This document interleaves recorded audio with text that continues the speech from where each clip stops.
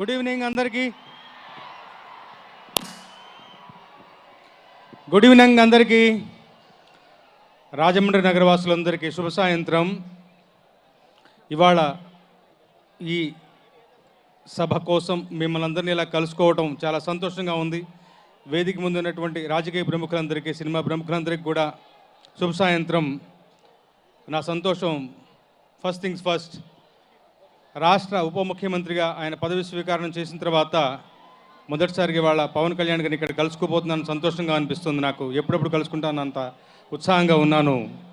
ఇక game changer cinema విషయానికి వస్తే, శంకర్ గారు అని చెప్పగానే మనకి గుర్తొచ్చేమాట గ్రాండియర్.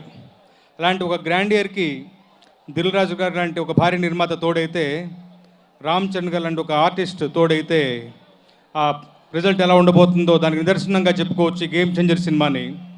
మొదటిసారిగా శంకర్ గారు తమిళంలో సమకాలీన దర్శకులు కార్తిక్ సుబ్బరాజ్ గారి నుంచి కథ తీసుకున్నప్పుడే తెలిసింది మనకి ఇదెంత బలమైనటువంటి కథో. జనరల్గా ఆయన సినిమాలో ఒక సోషల్ మెసేజ్ ఉంటుంది. ఆ మెసేజ్ ఈ సినిమాలో కూడా బలంగా ఉండబోతోంది. డిఫరెంట్ క్యారెక్టరేషన్ ఉంది, 2 షేడ్స్ ఉన్నాయి.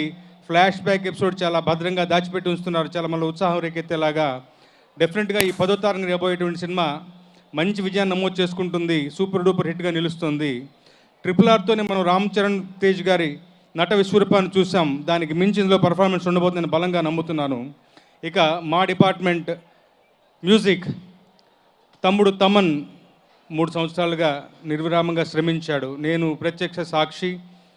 అంటే ఈ 3 సంవత్సరాల కాలంలో సంగీతం యొక్క పోకడలు మారుతూ ఉంటాయి, ఇన్స్ట్రుమెంటేషన్ మారుతూ ఉంటుంది. ఎప్పటికప్పుడు చెక్ చేసుకుంటూ పదే పదే పాటల్ని, శంకర్ గారికి పక్కన AR రెహమాన్ గారు లేని లోటు నిన్న శంకర్ గారే చెప్పారు.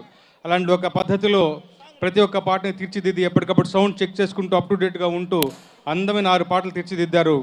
మేము తలా 2 పాటలు రాసాము. మా మిత్రులతోటి కార్డ్ షేర్ చేసుకోవడం చాలా సంతోషంగా అనిపిస్తుంది. విడుదలైన పాటలన్నీ కూడా గొప్పగా విజయాన్ని నమోదు చేసుకున్నాయి. నానా హైరానా ధూప్ ఈ 2 నేను రాశాను.